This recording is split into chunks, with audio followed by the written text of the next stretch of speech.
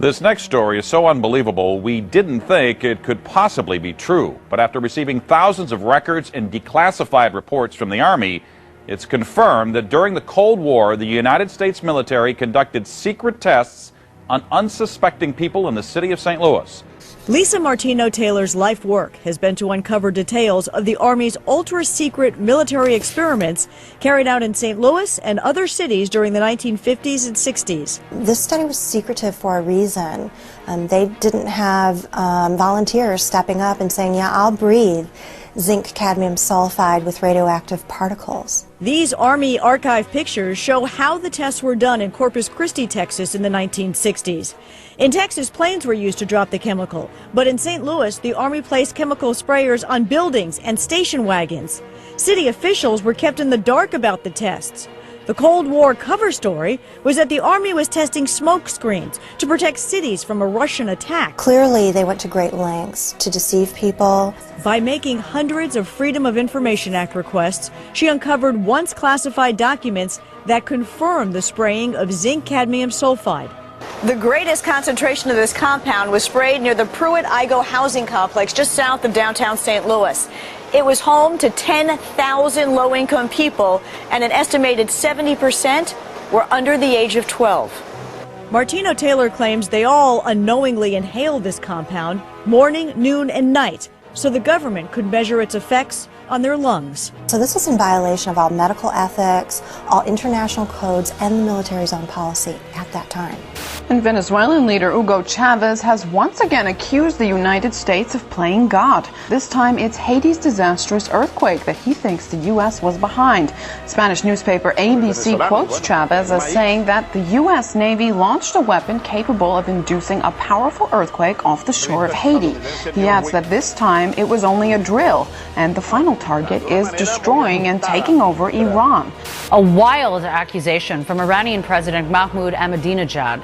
He says Western countries are causing drought in certain parts of the world, including Iran. He says they're using high-tech equipment to drain raindrops from clouds. He basically says European countries are stealing rain from Iran for their own use.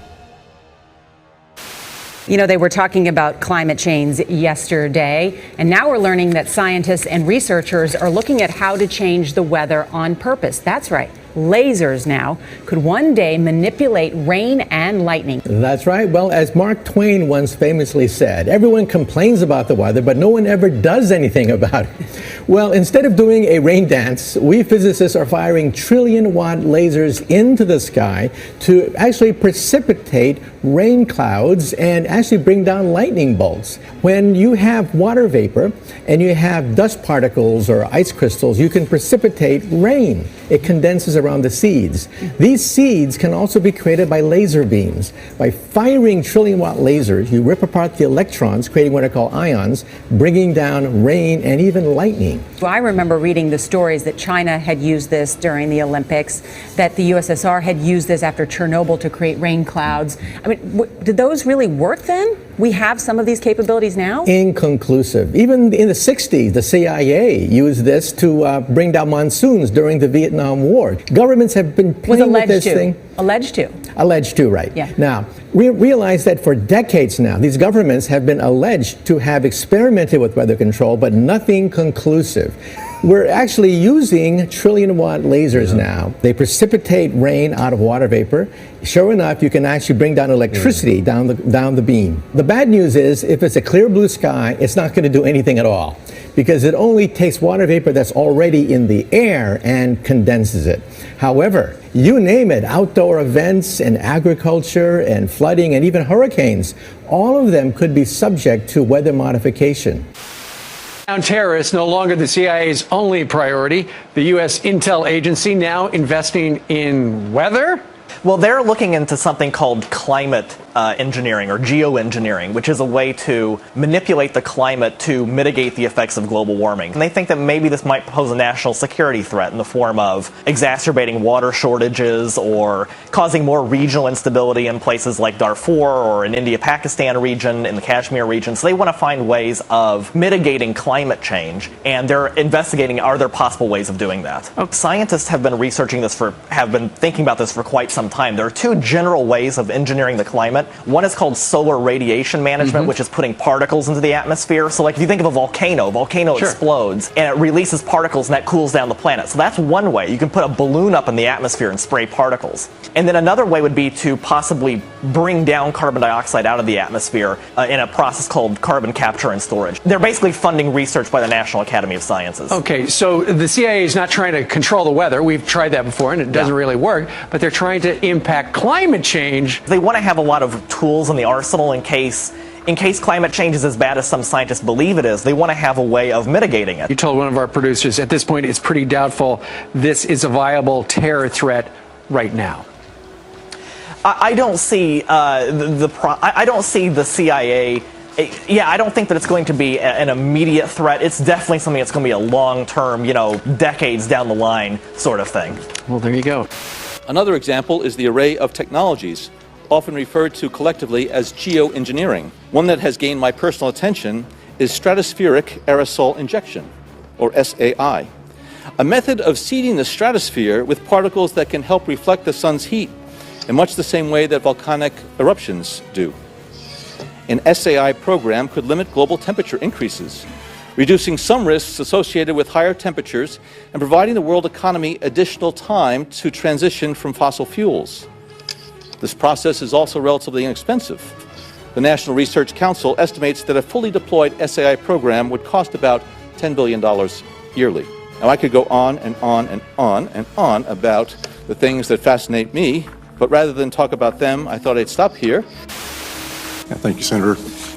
The Air Force has gotten great value out of HAARP in the past. We took over from the Navy and managed it and actually did a number of experiment campaigns up there and have finished our work that we're interested in doing up there. We've moving on to other ways of managing the ionosphere, which the HAARP was really designed to do, was to inject energy into the ionosphere, be able to actually control it.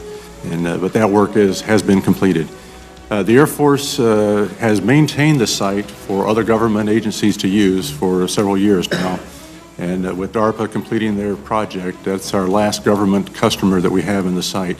We have put out a call for other agencies that had interest in managing the site or taking it over, including going out to academia.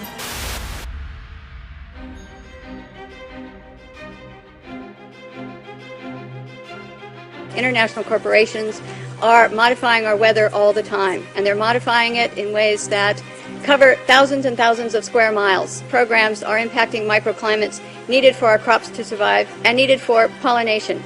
The other issue is that a lot of times we're talking about mitigation for climate change. It's rather an undefined term at this period of time. And so what happens is that many times we're talking about artificially putting chemicals like sulfur or particulates into the atmosphere in what they call geoengineering schemes to reduce, supposedly, global warming. And if you take and you put up into our skies chemicals to reduce the amount of sunlight reaching the earth, you are going to begin to reduce crop production. Without the process of photosynthesis, whereby plants from direct sunlight gain the energy to grow, to produce crops, we are going to find ourselves, if we mitigate in that direction, impacting the crop production not only here in the United States, but worldwide. What you're seeing now, a lot of times many scientists know, especially at NASA and in other areas, that the skies that we're seeing are not normal cloud formations. These are man-made. In California, the State Department of Health drinking water tests were examined between 1970 and this year, and we found unusual spiking in barium, aluminum, strontium, manganese. And all of these spiked at the same time in various drinking water supplies across the state of California and also in Arizona. So what's happening with these atmospheric tests is that aluminum, as one example, gets into the root systems of our trees, and it looks like the trees are dying of drought, but they're not. Many of our forests in Redding, California and other areas are dying from warmer temperatures produced by persistent jet contrails, also impacting tree health and crop health. They know from scientific studies back in the 1970s that they deplete beneficial ozone in the atmosphere by releasing nitric acid. The death dumps, otherwise known as chemical trails, are being dropped and sprayed throughout the United States, in England, Scotland, Ireland, Northern Europe, and I have personally seen them not only